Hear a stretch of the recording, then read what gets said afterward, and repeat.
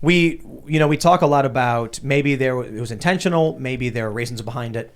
I want to jump to this next story, which suggests everything you've heard about the problems Trump faced may actually be a result of Trump derangement syndrome. In this tweet, Jack Posobiec posted a video from the Triggernometry podcast. Shout out, guys, from the Triggernometry. Sam Harris, quote, "Hunter Biden literally could have had the corpses of children in his basement. I would not have cared." This is going viral like crazy. Wow.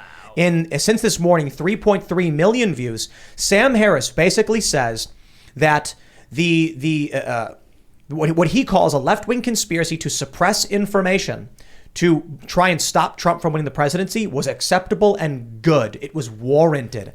And Constantine's like, I have to stop you. You're saying you're okay with this manipulation to prevent someone from winning a Democratic election. And Sam Harris is like, yep. Well, he actually tracks back and says, no, I didn't, I stutters all the time. Like, let's play it. Let's play it.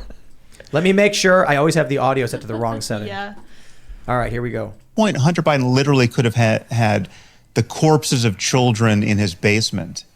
I would not have cared, right? It's like, there's nothing. First of all, it's Hunter Biden, right? It's not Joe Biden, but even if whatever scope of Joe Biden's corruption is, like if we could just go down that rabbit hole endlessly and understand that he's getting kickbacks from Hunter Biden's deals in Ukraine or wherever else, right?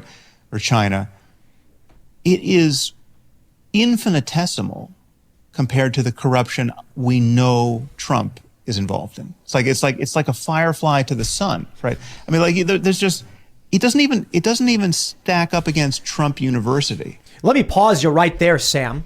Let me just say something right now. Trump University? Trump University. So Trump launched university and may have, his argument, defrauded a handful of people into giving up some cash. And he's comparing that to Hunter Biden on the board of Burisma, Joe Biden's quid pro quo, the war that has erupted and is spreading across the country, the people who have died and lost their cities, Joe Biden sending billions of dollars to the Ukrainians. So when you're saying like maybe he's getting kickbacks, I don't know, who cares what's in the laptop? It is entirely possible that Joe Biden's Hunter entanglements are what's exacerbating this conflict. And you think Trump University is so much worse.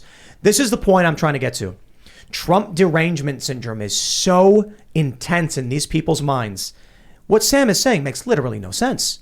If Trump really is the con man they think he is, he's conned some American people out of their money, some property owners, and sure, that's bad. But Joe Biden is conning the entirety of the country to the world and putting us in a very, very precarious and dangerous place with his inability to do his job. And if Hunter Biden really is involved in, say, Chinese private equity deals, our security is compromised well beyond Trump ripping off some fat woman who bought a university ticket. I'm sorry, man. Sam Harris, this stuff lights me up. Let's play more. Right. Trump University as a story is worse than anything that could be in Hunter Biden's laptop. Insane. Right. What? Now that doesn't answer the people who say there's images of Hunter Biden in the buff with family members, young minors that have been released from this. He shares his bank account and his phone number with his dad, according to some reports. He calls his dad a pedo. And Trump University is worse than anything. All right, let's play more. To not have looked at the laptop in a timely way and to have shut down the New York Post's Twitter account, like that's just a conspiracy. That's a left-wing conspiracy to deny the presidency to Donald Trump. Absolutely, it was absolutely right, but I think it was warranted, right? And again, it's a coin toss as to whether or not Sam, I'm sorry. That particular piece. I'm really sorry. I was the one that said we should move on, but you've just said something I really struggle with there, which is the kids in the basement. Fuck the kids in the basement. I'm interested in democracy. You're saying you are content with a left-wing conspiracy to prevent somebody being democratically re-elected as president. Well, no, I'm content. Well, but the thing is, it's just not left-wing, right? So Liz Cheney is not left-wing, right? Oh man, Liz Cheney is doing everything in her power. You're content with a conspiracy to prevent somebody being democratically elected. But there's nothing conspiracy. It's not. It was a conspiracy out in the open. But it doesn't matter if it was. It doesn't matter what part's conspiracy, what part's out in the open. I mean, I think it's like if people get together and talk about what should we do about this phenomenon. If it's like if there was an asteroid hurtling toward Earth, and we got in a room together with all of our friends and had a conversation about what we could do to deflect its course, right? Is that a conspiracy? You know, like some of Like that last 20 seconds is absolute Walk back. flubber. Oh my like he's not gosh. even making Can't any even hold sense. together. He said it was a left-wing conspiracy to make sure that Donald Trump didn't get democratically elected, and he was fine with it. That's what he said. And then he walked it back and said, no, it wasn't a conspiracy. And it wasn't left-wing. Like he just said it. He just said it. Sam, this is an example of intelligence without wisdom. The guy goes on these logical tirades which have no emotional integrity. No, like the saying is, intelligence is knowing that a tomato is a fruit. Wisdom is knowing not to put it in a fruit salad. And I think is right on from Ian. It's the right point. Sam Harris is an intelligent guy, but it's a lack of emotional control. To say something as insane, wrong on moral and factual points is just like, this is the danger. I mean, Sam Harris is a very high profile guy with a very large audience. And he is a guy who goes out and talks about the zealotry of religious groups and how dangerous it is. And then look at what he says.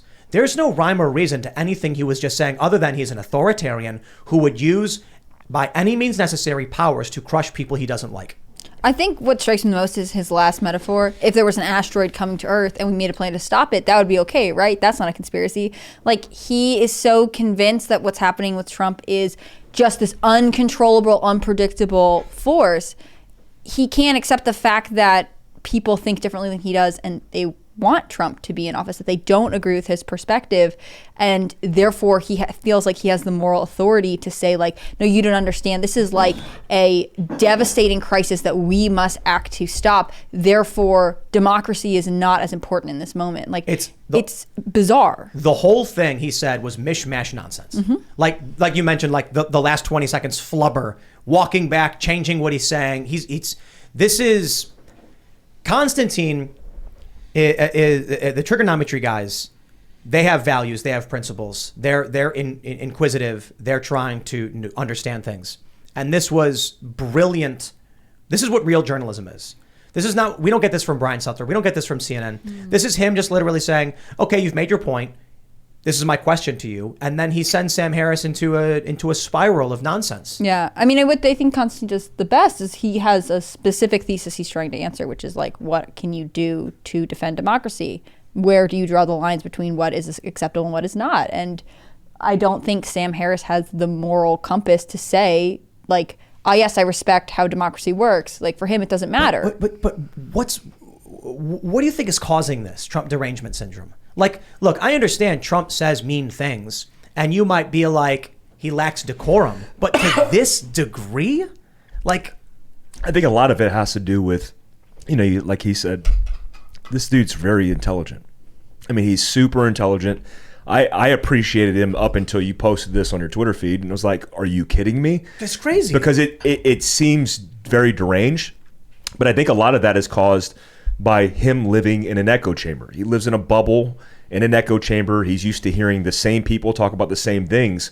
And just as he refers to the asteroid hitting the Earth, like, that's what he's correlating his argument to.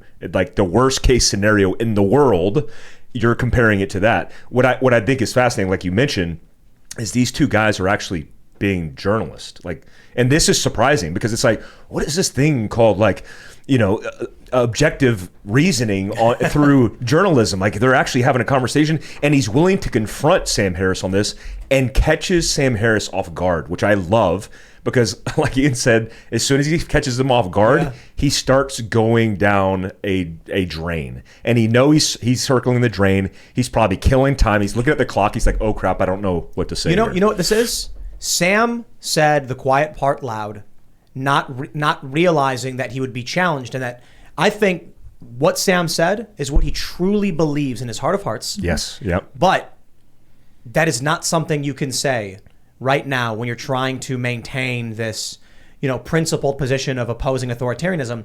No, he is an outright authoritarian, as so many of these anti-Trump people are. What's the big? It's crazy.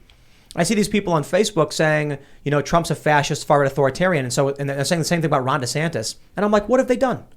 Trump wouldn't even bring in the military to stop the rioting. We watched the rioting go on all over the country, and Trump said, well, I can't. man, I'm sure a lot of people wished he was more fascist and would have stopped this rioting. He didn't do it. Then you get Antifa going around, and where's that accountability? They get propped up by the media and the corporations. They get defended. They get defended by CNN. There's a compilation Daily Wire put out. Chris Cuomo was like, the problem is not, the rioters. The problem is what made your fellow man have to go out and riot or something like that. And it's like, no, dude. These people are going around and there's no rhyme or reason to what they're destroying. This is exactly it. Sam, there was that viral tweet where a guy was in Beverly Hills and he was cheering on the riots. And he was like, yeah, riot, woo. And then later on he tweets like, why are you coming to Beverly Hills? Stop. Don't come here. Go downtown. No, what are you doing? Yeah, they love it when they're watching these people destroy other people's lives. Yeah. But when it turns to them, Jimmy Dore, I think I have a tweet from Jimmy Dore up. Jimmy Dore tweeted, quote, I'm for censorship if it helps my side politically. I mean, I just can't see a downside to thinking like this because I don't read history and I'm super smarter than you. But bravo, Jimmy. See, I'm stuttering like Sam. He didn't write.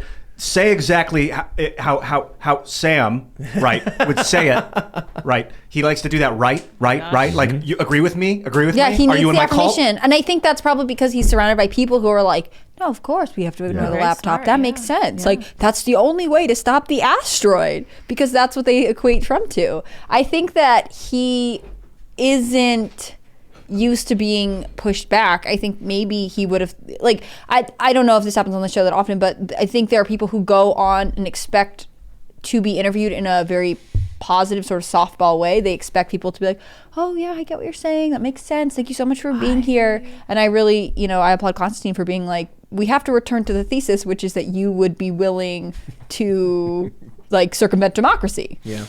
Thanks for checking out this segment from the Timcast IRL podcast. But if you want to check out the full show live, tune in Monday through Friday at 8 p.m. And if you want more special access content, head over to timcast.com and become a member. Your membership helps sustain this company, keep our journalists employed, makes this show happen, and you will get access to exclusive members-only segments of the Timcast IRL podcast. And there's a massive library to check out. So again, go to timcast.com or tune in Monday through Friday at 8 p.m. and we'll see you all there.